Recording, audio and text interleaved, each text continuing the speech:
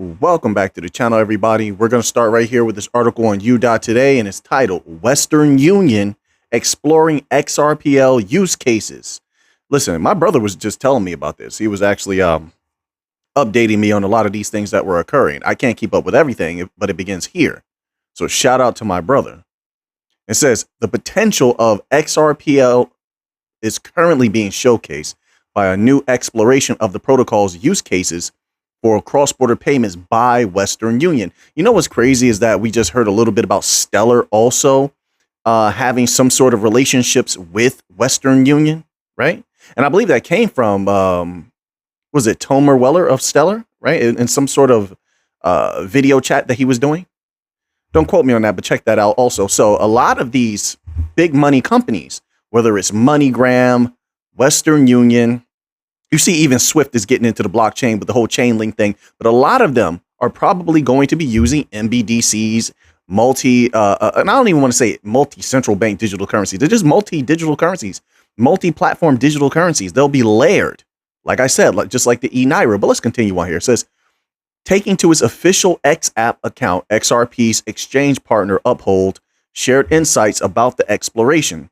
According to the post, which cites a CoinTrust report, Western Union CEO Hikmet Ersek confirmed the active exploration of Ripple's blockchain technology, as well as its native token XRP. This exploration marks a significant shift for Ripple Labs in the United States since it lost its foremost payment partner, MoneyGram International, which they let it be known that they're open to working with them once again. It's just a matter of MoneyGram wants to do that. I'm sure that they'll explore that in the future. Everything in its own time. So in the aftermath of the lawsuit, let's skip that part there. It says Western Union appears to be making a much more crucial and mutually beneficial move to restore the luster of XRP in the remittance world. The XRP token and the associated ledger provide lightning fast and low-cost decentralized infrastructure. Well, that we know. Listen, I've been reading a lot of articles lately, and mass adoption is occurring little by little, but it's very apparent right now if you're just looking at the right articles. All across the world, you're seeing the legacy system. They're taking over. It's already happening. They're going to control most of what is known to be legit crypto. I don't think it takes any more than the next 2 years. That's personally how I feel. They're moving at lightning speed, from BlackRock to Vanguard to Valkyrie, JP Morgan, Swift even bending the knee, right? Fed now with all of its different possible blockchain integrations. They even have a couple of Ripple partners, right, on standby. I mean, it's happening right before everyone's eyes. So simultaneously with this mass adoption that's occurring, right, I think most of us can see what's coming, but you see the mass shakeouts that are happening, continuous. They make things go up a little bit, then they crash it, trying to shake you up. Then they layer the FUD. The FUD has been heavy. And one thing that's very, I think a lot of people should watch out for, or are, what do they call that? When an enemy sends someone into another entity's camps, right, to stir up trouble. I forgot, there's a name for that, but watch out for that, right? Because there's a lot of FUD out there meant to cause division within the crypto communities, I feel. And so why I say that is because just pay close attention to how this is happening. While the crypto communities are battling each other, and they're writing articles about this. This is why it's on my mind. I just read an article that there was some battle between two crypto communities. They're not Bankcoin communities, but I noticed the article. While the crypto communities are battling each other and arguing and pulling each other down, the legacy system is using that opportunity and that distraction to come in and just have their way with crypto. Now, don't get me wrong. That's going to mean a ton of capital. We're talking trillions can flood into crypto if this goes the way it's supposed to go, and for a variety of different reasons. But we just had, just for example, then I'll get back to these articles. We just had, who was it? Raoul Paul? Was it Raoul Paul? I believe it was Raoul Paul. Come out and say something we've been saying for a long time. Raoul Paul, and I don't know if I have the article here. I hope I do. But I believe it was him said that quadrillions could flood into crypto. Look that up. Do a Google search on that. Raoul Paul, quadrillions, and then type in BlackRock. It all begins with that BlackRock ETF. Now, here's the thing. I had even posited that. I said that. And I know a lot of people looking at that grayscale, but listen, and no disrespect to grayscale. No disrespect to them. This is all business, not personal. Not for me, it's not. This is all business. But BlackRock is the big fish. They hold weight. And when they say the floodgates are open, when they kick the door down, tons of capital is going to flow into these legit crypto. Bitcoin, Ethereum, XRP, XLM will go up as well. Algorand. I mean, the ones that have shaken hands with these large institutions and made waves, they stand to benefit greatly. So now we even have established Bitcoin people saying quadrillions are coming. It says more XRPL adoption to come. There is bound to be more embrace of XRPL in the coming months as the ongoing lawsuit with the SEC is notably tilting in favor of blockchain payments company. Already there is validation from the court that the trading of XRP in secondary markets is not a security. So let's move on to another article here. Appreciate every single one of you being here every day that you are here. We're going to continue to move strong and go strong. It's not over yet. Once all of this happens, then we'll see where we go from there. This article is from Cointelegraph.com, and it is titled, Digital Euro Can Ward Off Many Private Payment Service Ills. That's not the important part about this article. I want to highlight this part here. It says, private payment services can gain a monopoly with no benefit to other market players or economic stability. This is coming from Fabio Panetta. We've read so many documents from Fabio Panetta. This is back when we used to do heavy research into a lot of the PDFs and transcripts before they became highly redundant. Like, we discovered almost everything. Until they say something new, there's no need to go back in there as far as I'm concerned. We already know the bank coins have a lot of relationships with the BIS, IMF, World Bank, AMFIF. We went over all of those things so many times. But Fabio Panetta is one of the main speakers on a digital euro. You know that Ripple is a part of the Digital Euro Association. You know, Stellar is heavy in Europe. You know, Algorand is heavy in Europe, right? They have their accelerators, some accelerators there as well, as they've been doing pretty good business over there. But they're afraid. So not only do you have the head of the ECB's quote, Christine Lagarde, saying, hey, they could take over. They could, render central banks useless. Look up that quote so you can see it with your own eyes. You can show your family, your friends, in case they want to deny it. I've had people say, oh, no, they couldn't take over the banks. Crypto couldn't take over them. Yes, they could. Christine Lagarde said it herself. I've been saying that since I've gotten here. But not only do you have that, now you have this, where they're afraid that private payment services, what's a private payment service? Come on now, Ripple. Anyone who's building on Stellar, non-banking financial institutions, NBFIs. They fear it because they haven't moved fast enough. We're dominating people. We're taking over. They wouldn't have this fear if we were doing terribly. No, they have this fear because we're doing so well. And now, because they're crushing the economies, they're crushing the economy. Global economy is doing terrible. U.S. economy, despite all the delusion of the Fed and all of these regulators coming out here and putting out this nonsense, delusional nonsense, the U.S. economy is doing terrible. For the lay person, which is the bulk of the economy, by the way. I know a lot of you are at the top. You're making some pretty good capital and such like that. But the people that are middle class to lower class, there have been a great deal of struggle. So now that is occurring, that's a huge catalyst for companies to adopt the new technologies. They have no choice now but to take a look and a gander because they need to save capital. They need to survive the depression. And it is a depression. It is a depression. If people can't afford to live and they're making $80,000 to $100,000 a year and they're saying that they're struggling, mortgages come down, but they come down right now, but they're still higher than last year. So affordability of living is still questionable. If people can't afford to buy houses, and then I'm hearing that apartments are equally as expensive. The economy is doing terrible. This is depression level stuff, folks. Depression level stuff. So now the small companies, medium size, small banks, let's include them in there, right? I usually separate them. They have to look at the new technologies. And this is what's making them afraid, because once again, it supports what I was saying. We can dominate. We are dominating. All we have to do is stay on this trajectory. Ripple's been doing a great job. Stellar's been doing a great job. And we have Meridian coming up. Hopefully, we're going to get some big announcements from Meridian. Then that'll give me something worth talking about, something major when it comes to Stellar. I feel like they're sitting on big announcements. But that opens up the opportunity for Ripple, Stellar, Algorand, any of these companies to obtain a lot of new partners.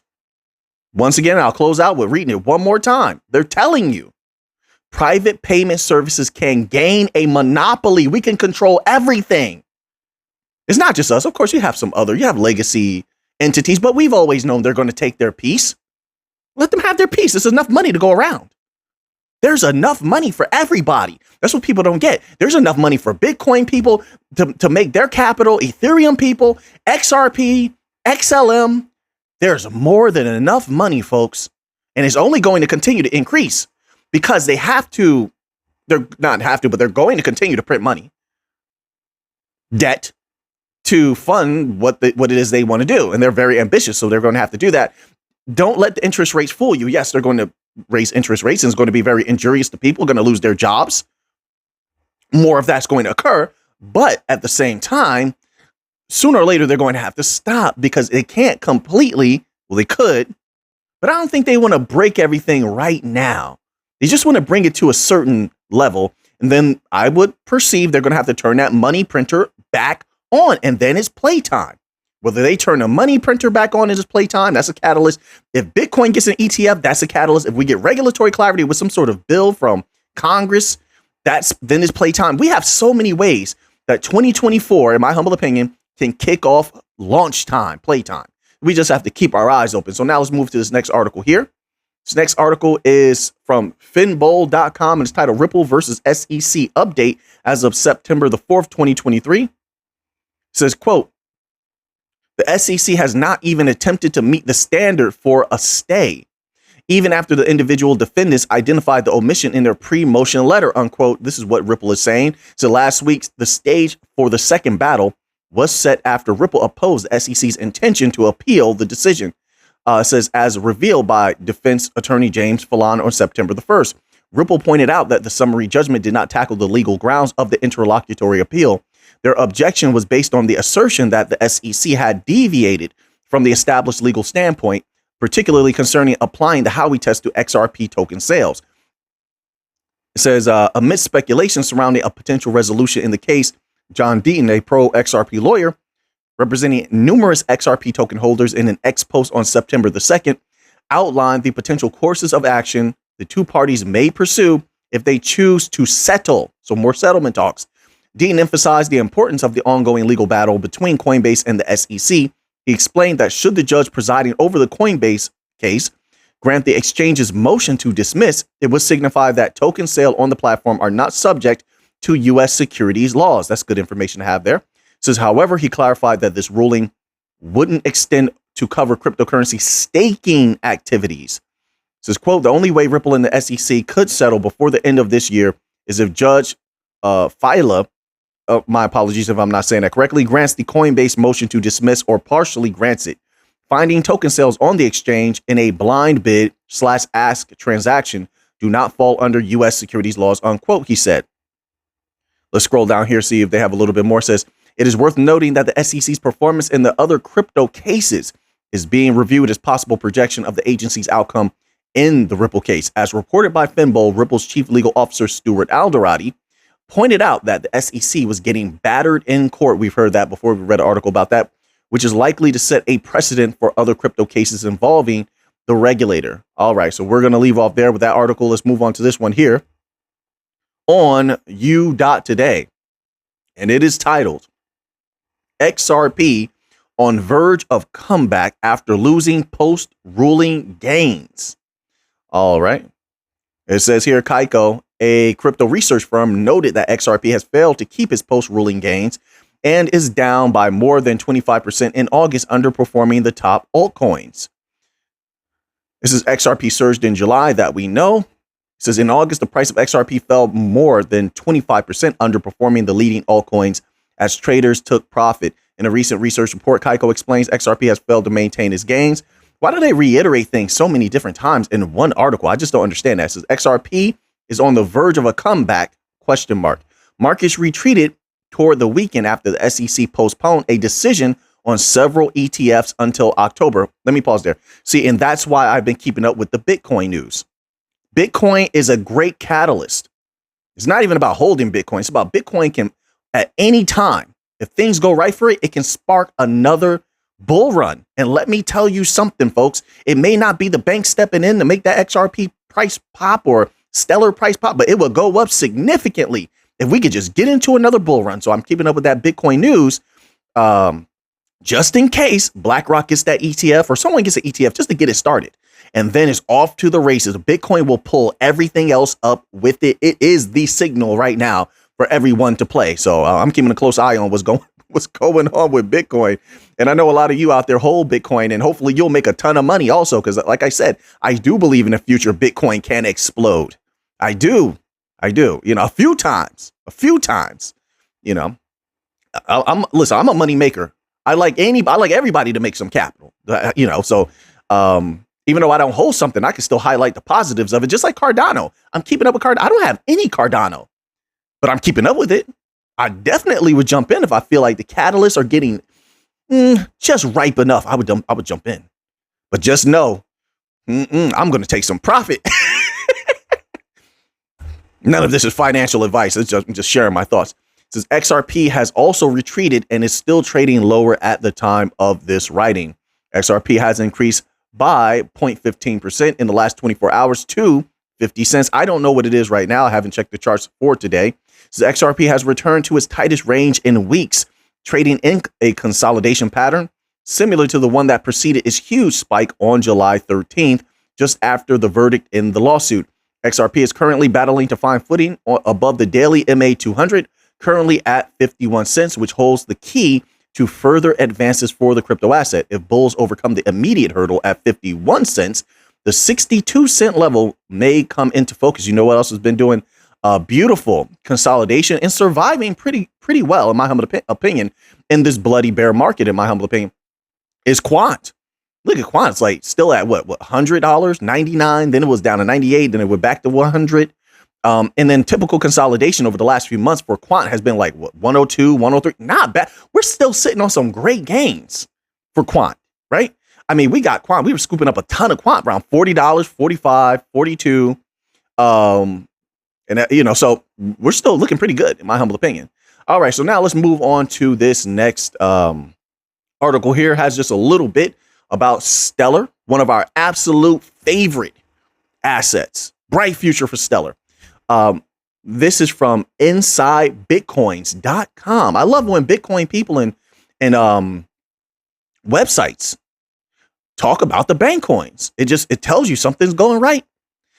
So they have Stellar ranked as number 2 of best crypto to buy. Remember, this is just an article. This is not me saying to go buy some XLM.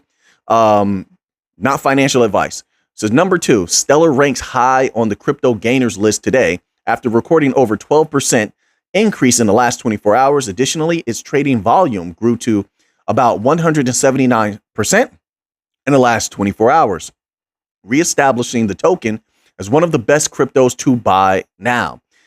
It also maintains its status as one of the top performing cryptocurrencies with a market cap of $3.4 billion. It says a surge in activities across the Stellar network may have triggered the sudden surge in the asset price. Similarly, the improvement in the overall performance of the crypto sector may have also played a part. Well, also, they know that they have that Sorrow ban. I'm not sure of the date. It was sometime in September. But that whole Sorrow ban, there's like a project or a piece of it that's about to release. And you had them sort of promoting that, saying, hey, we got something cool coming out. And, people get excited about that. They get a little bullish on that. So that helps, right? They had a lot of positive news this year. So you're going to have people kind of still catching up on the big news about the things that have been happening with Stellar. You have Meridian coming up, and I'll say this. There's been a lot of great news for Stellar this year. A lot of bullish great news. But I still feel, compared to when I first got in, let me tell you, when I first got in, there was great news every single week, it seemed like, you know. So compared to that, they've held back a little bit. That's how I feel. And I feel like maybe if they're not holding back just to release things in the future, because there's a lot of non-disclosure agreements, then they may have been holding it back because of Meridian. I'm hoping that they're going to have a lot of powerful things to say at Meridian. Then we'll be back here to discuss that, all right, and break it all down. It says, similarly, the improvement in the overall crypto sector may have also played its part in the price movements that we're seeing on its chart in the last 24 hours. Besides the on-chain activities, the platform also tries to gain visibility through events. Furthermore, there's a growth in the institutional interest in Stellar. That's huge. I can't emphasize enough that in the future, because companies like Wisdom Tree, Franklin Templeton are involved, there will be more. And I believe there's a lot more. They just have NDA signed and memorandums of understanding. It says being a player in the TradFi. And I wish that Stellar would talk about it more, but they may have their reasons why they're not saying much. You just have to respect it. They've been doing a good job. So being a player in the TradFi to blockchain transition, Stellar is positioned to benefit from the influx of institutional investors in the crypto industry. And then they actually have a little post here about Meridian. It says 25 days to go, hashtag Meridian 2023. Get ready to dive into 70 insightful sessions. We're going to have a lot to go over, and I'm excited about it. I need this kind of information. It says connect with industry leaders and unlock endless possibilities. So this may be powerful coming up here. It says data from the technical analysis of XLM indicates that the token is gradually pulling away from its, I don't know why it says that. Maybe they mean 8 cent support. Let's skip that part, because I think there's some typos there. It says the progressive trend strongly indicates that the bull fund has enough momentum to push the asset's value towards the 15 cent to 20 cent range before the end of Q3. All right. So investors with the medium-term trading goals can capitalize on the XLM trends as their momentum builds. However, the downside to keep in mind is the high volatility and inflation. The current circulating supply of XLM is far below its maximum supply, which indicates the potential decline in value in the long run unless there's a deflationary move to compensate for it. Well, what's been happening, a lot of that supply, I believe, is just held by the Stellar Foundation and is liquidated at times to fund their operations and such, right? So I don't think that's any big deal, especially if you consider what they're trying to do globally. Nothing has really begun just yet. Once everything kicks off and you have all these transactions going around, all of these accounts holding Lumens, XLM, you have to have a modicum of them to have an account, et cetera, et cetera. I mean, I don't think that's going to be a big deal, but we'll see in the future. We'll see. To each his own. You can believe what you want, right? So now let's move on here to a little bit of Cardano news, because I've been trying to keep up with them. One of our original utility coins. And I need to get an update on ScanTrust. And what's been going on with that. I don't know. I haven't kept up with Cardano in a long time, so I'm getting updated here. This article is from CryptoPotato.com, and it is titled, Cardano's transaction volume up by 1,700% since January, even as market flatlines. Wow. Cardano's native token has recently undergone a notable decline in its value, with its price dropping approximately 17% over the last month. During the same period, however, the on-chain activity has defied expectations. According to the latest data by Sentiment, Cardano's surging transaction volume is noteworthy, given the contrast with its subdued market value compared to its April peak. First bullet point, ADA witnessed a 1,700% surge in its weekly on-chain transaction volumes since late January. Second bullet point, data also suggests that ongoing discussions and engagement rates surrounding ADA indicate that trader interest in the crypto asset remained unfazed by the depreciation. My apologies, depreciation in its price. Quote, Cardano is still seeing rising on-chain transaction volume despite its suppressed market value compared to its April local top. Utility plays an important role in any bounce. And this combined with adequate ADA social dominance is still promising. I'm taking note. Definitely, I'm taking note. I think we still have a little bit of time, right? We have a little bit of time before the next bull market. So I'm just going to keeping my eye. I'm keeping my eye on you, Cardano. Oh, yeah. Oh, yeah. I might have to feast on some of those gains. We'll see. We'll see about that. All right. So this article here is from Bitcoinist.com, and it is titled JP Morgan predicts SEC will be forced to approve Bitcoin ETFs. If they do, it's almost time to play.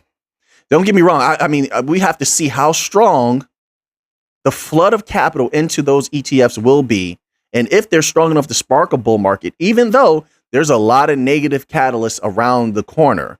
We'll see how that works out, right? So it's JP Morgan analyst spearheaded by Nicholas Panagurtsoglou. My apologies if I mispronounced that.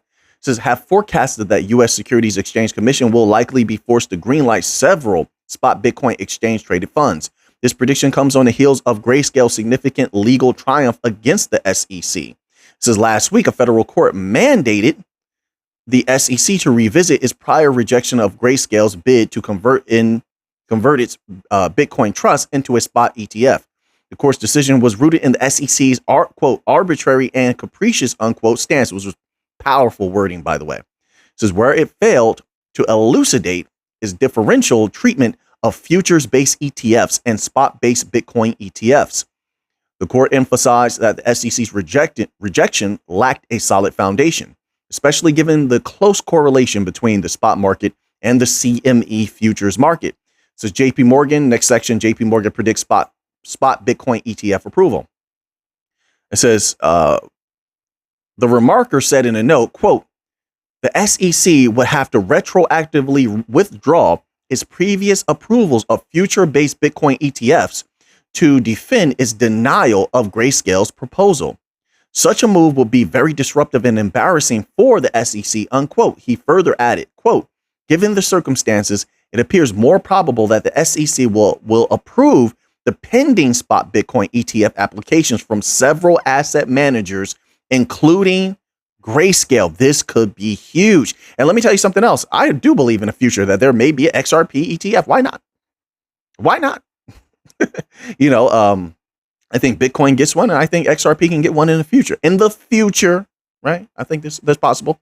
So the SEC's recent announcement to delay decisions to spot ETFs from financial behemoths like BlackRock, Fidelity, and Invesco until mid-October has further fueled speculations. JP Morgan analysts interpret this postponement as a strategic move by the SEC to potentially approve multiple spot Bitcoin ETF applications simultaneously. That definitely could spark off a bull run. So let's move on to this news here. There is a lot going on in India. Mass adoption is taking place around the world. You see what's happening in the United States. You see what's happening. It was very slow in the United States, but it is occurring. We've been hearing about massive amounts of institutional interest in the U.S. You see what's going on in Europe with MiCA legislation 2024. You see what's going on in the UK. Africa is going full steam ahead. China is going full steam ahead, and they have a lot of interesting court proceedings that have taken place in China as of recent. So mass adoption is occurring. And once again, we get back to this article here about India. This is from Reuters.com, and it's titled India Central Bank Planning to Introduce Wholesale Digital Currency. Now, we've known and we've covered it for a while that they've been testing a lot of digital currencies for a long time. Now, who is deep in India? Stellar, super deep in India. Even with CC Bank, there's a few banks that they were working with. Stellar is deep in India. We'll see to what capacity that they might be used. There's no guarantees in this, folks. Stellar's deep. Ripple is deep in India.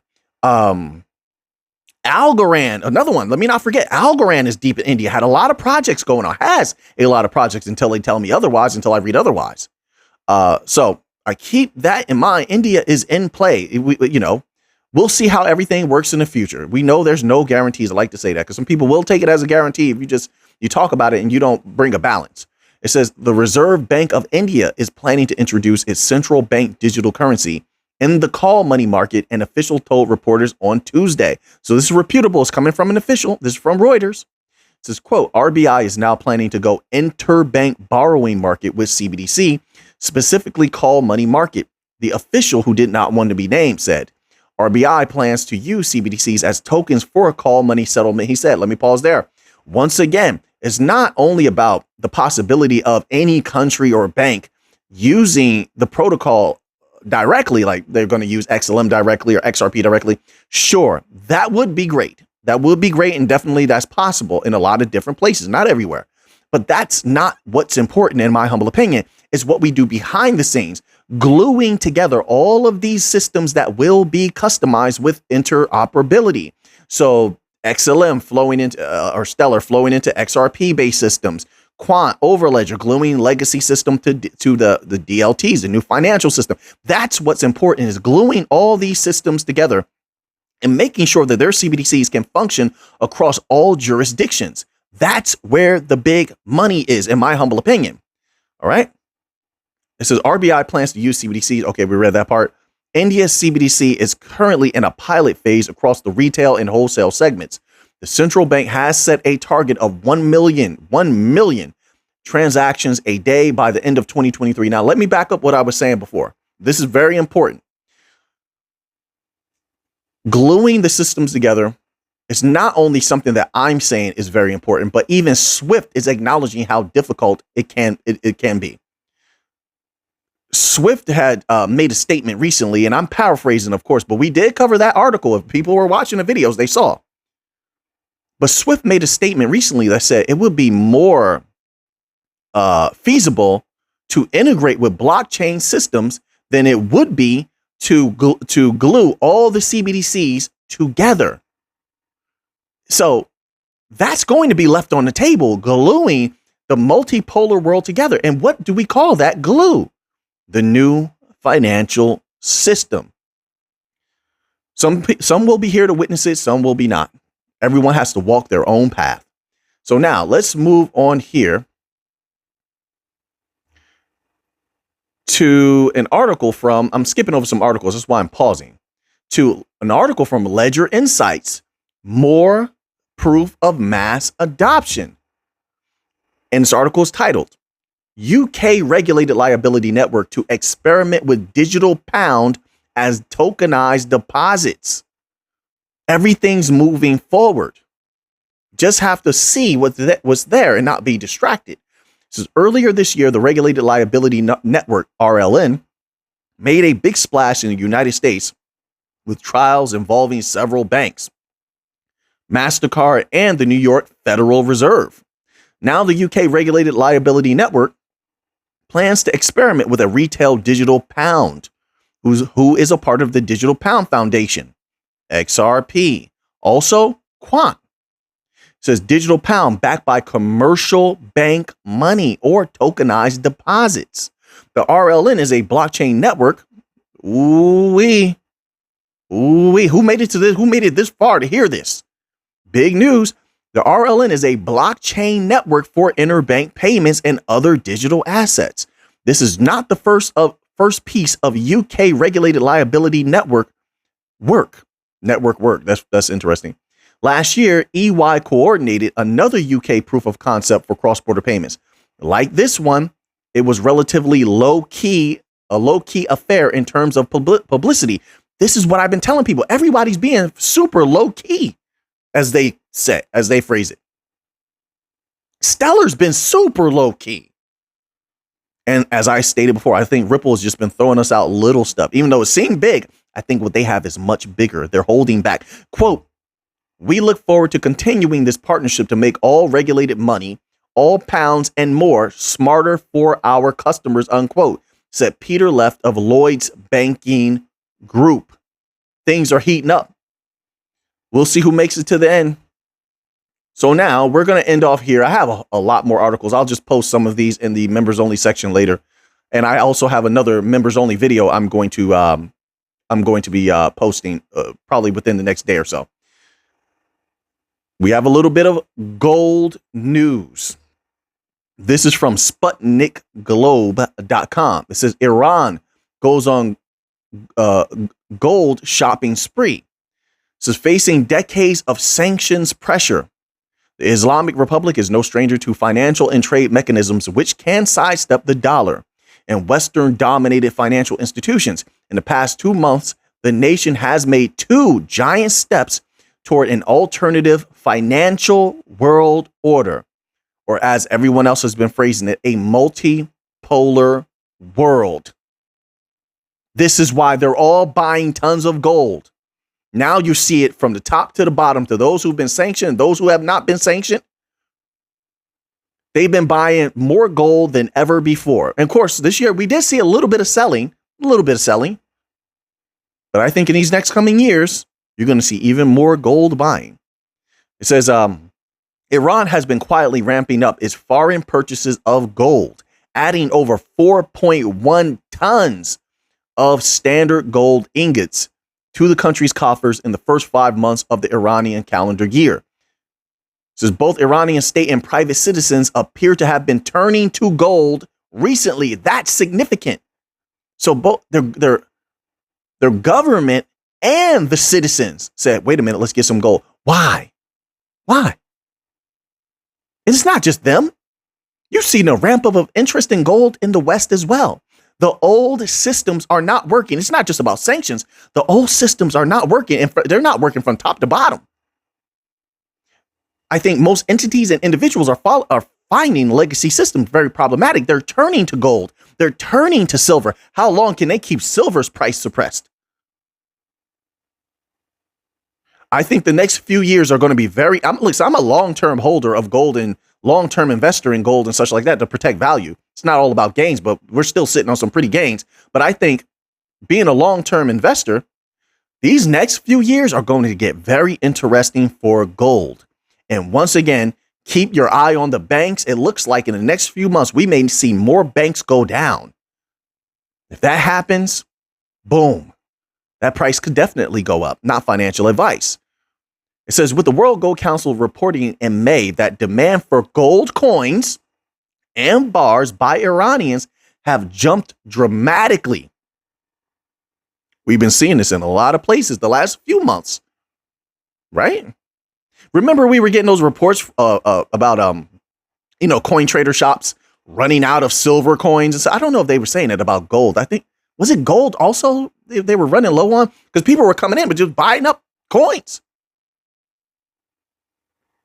I like bars, though. Do you want to be true? I'm not a coin person. I like bars. I don't know. It's just me. Anybody else here like bars? I'm not the last one that likes bars. Everybody's buying coins. Hey, each his own. Gold is gold. Silver is silver, I suppose. But so we're going to stop right there. The world is changing. They're leaning towards gold. A lot of them. The future is going to be very different than what we what we're experiencing today. So now that you have that information, what are you going to do with it? I know what I'm going to do with it. So until next time, let's get to the money.